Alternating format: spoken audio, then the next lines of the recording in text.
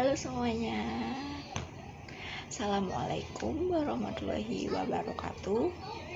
Perkenalkan, nama saya Dela Triana Andiani dari Prodi Program Studi Pendidikan Matematika kelas B Universitas Alma-Ata Yogyakarta. Di sini saya akan menjelaskan sedikit tentang perbedaan sistem geometri dan transformasi geometri. Yang pertama, sistem geometri. Sistem geometri adalah salah satu materi dalam perkuliahan yang membahas tentang dasar-dasar dan asal-usul dari pembelajaran geometri, di mana cabang matematika yang membahas terkait suatu kumpulan atau himpunan yang memuat pengukuran bentuk suatu benda, posisi relatif gambar, dan sifat. Jenis-jenis transformasi geometri yaitu ada 4. Unsur yang tidak didefinisikan, unsur yang didefinisikan, aksioma, dan teorema. Unsur yang tidak didefinisikan.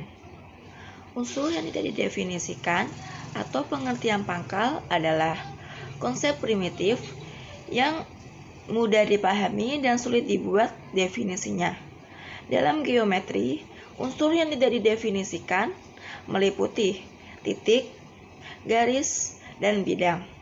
Apabila kita paksakan untuk membuat definisi untuk unsur primitif tersebut, maka akan terjadi blunder atau pendefinisian yang berulang.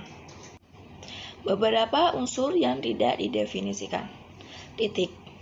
Dalam geometri, titik adalah konsep abstrak yang tidak berwujud, tidak berbentuk, tidak mempunyai ukuran, tidak mempunyai berat, atau tidak mempunyai panjang, lebar, dan ketebalan. Titik hanya memiliki kedudukan atau letak.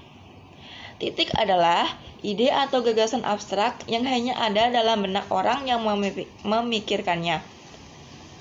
Untuk melukiskan atau menggambarkan titik, diperlukan simbol atau model. Gambar atau model sebuah titik biasanya diberi nama.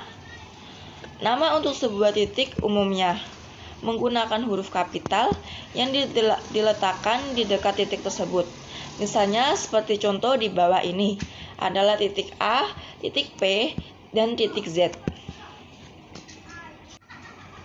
Melukis atau menggambar sebuah titik dapat menggunakan ujung benda, misalnya dengan ujung pensil, pena, jangka, atau kapur yang diletakkan pada bidang tulis atau permukaan kertas, ataupun permukaan papan tulis.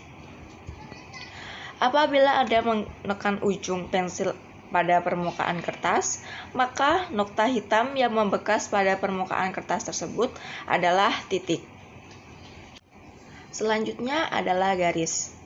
Garis adalah ide atau gagasan abstrak yang bentuknya memanjang kedua arah, tidak terbatas atau tidak bertitik akhir, dan tidak memiliki ketebalan atau lebar.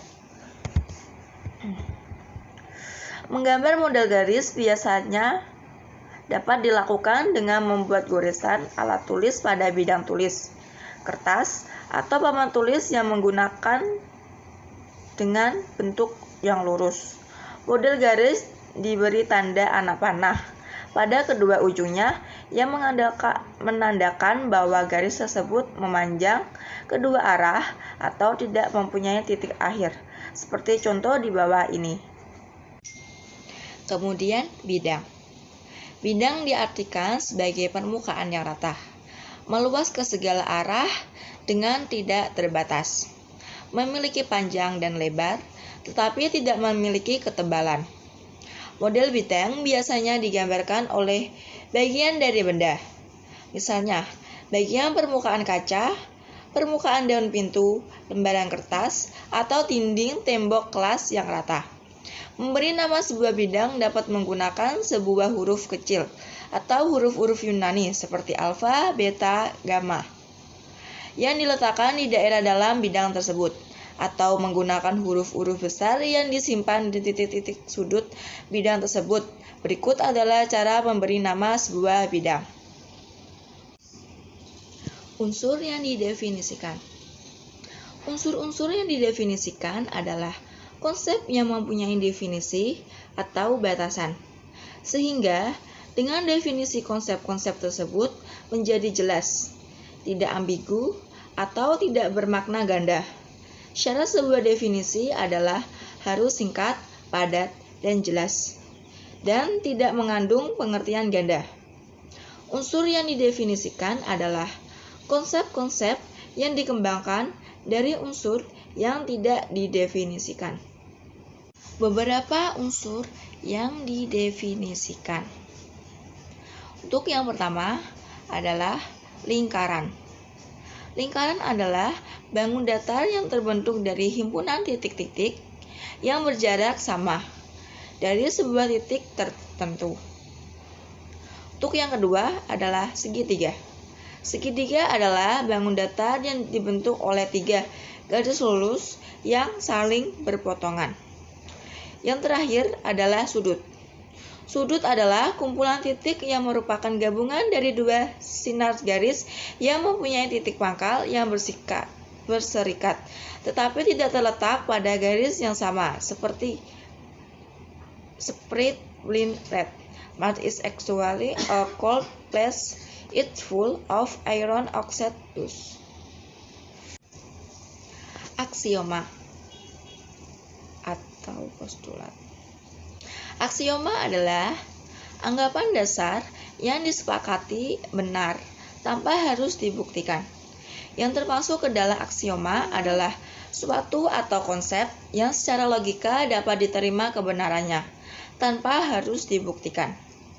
Dalam geometri, misalnya, dikenal postulat garis sejajar, yaitu apabila ada sebuah garis dan sebuah titik di luar garis tersebut, melalui titik itu dibuat garis lainnya yang sejajar garis pertama, sehingga kedua garis tersebut tidak akan berpotongan.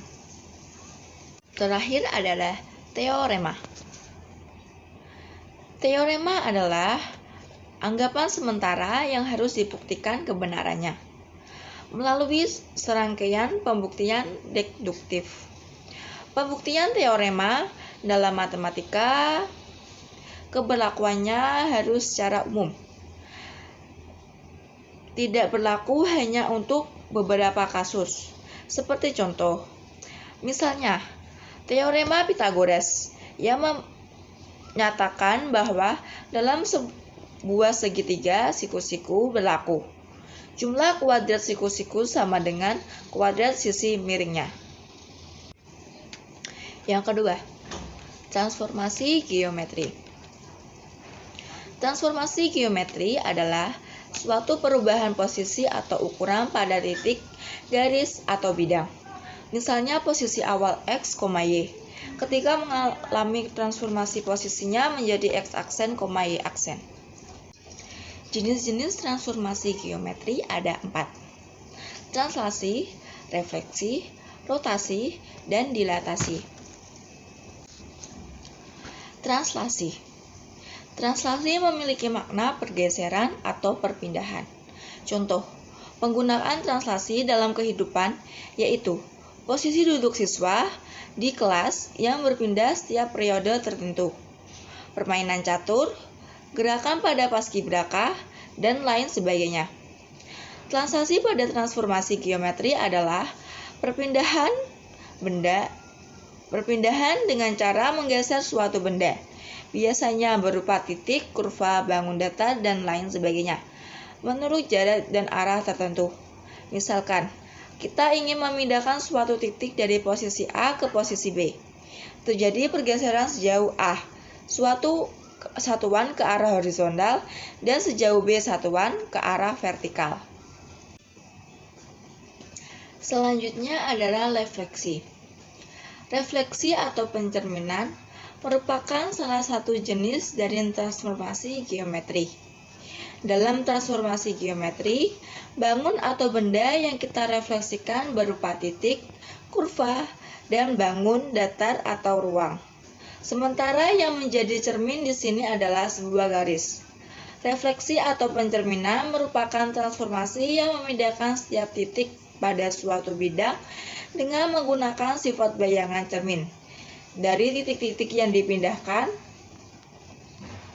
sifat bayangan cermin yaitu jarak antara benda asli dengan cermin akan sama dengan jarak titik bayangan ke cermin, serta ukuran dan bentuknya sama, seperti gambar di samping. Rotasi. Rotasi mempunyai makna perputaran. Ada beberapa contoh rotasi atau perputaran yang sering kita jumpai dalam kehidupan sehari-hari, yaitu jarum jam di dinding, kincir angin, kipas angin, dan lain-lainnya. Rotasi pada transformasi geometri memiliki perputaran sebesar sudut tertentu. Misalnya, sebesar 0 dengan arah perputaran ada dua jenis, yaitu rotasi searah jarum jam dan rotasi berlawanan jarum jam, di mana yang membedakan adalah besar sudutnya. Jika searah jarum jam, sudut bernilai negatif, dan rotasi berlawanan arah jarum jam, sudut bernilai positif. Rotasi pada transformasi geometri juga membutuhkan titik acuan, atau disebut titik pusat yang merupakan sebagian sumbu putarnya. Yang terakhir, dilatasi. Dilatasi adalah sebuah transformasi geometri yang mengubah ukuran benda, namun bentuk benda tetap. Beberapa contoh dari dilatasi yaitu sebuah miniatur mobil di mana ukurannya lebih kecil dari ukuran mobil sebenarnya. Sebuah percetakan foto yang diperbesar dari klisenya atau layar kamera, dan lain-lainnya. Proses perubahan ukuran benda dari kecil menjadi lebih besar atau sebaliknya, yaitu dari besar menjadi lebih kecil. Inilah yang disebut dengan dilatasi. Dilatasi pada transformasi geometri mengakibatkan ukuran benda berubah. Faktor yang menyebabkan diperbesar atau diperkecilnya suatu bangunan ini disebut faktor dilatasi atau faktor skala atau faktor Begali. Sekian dari saya, kurang lebihnya mohon maaf.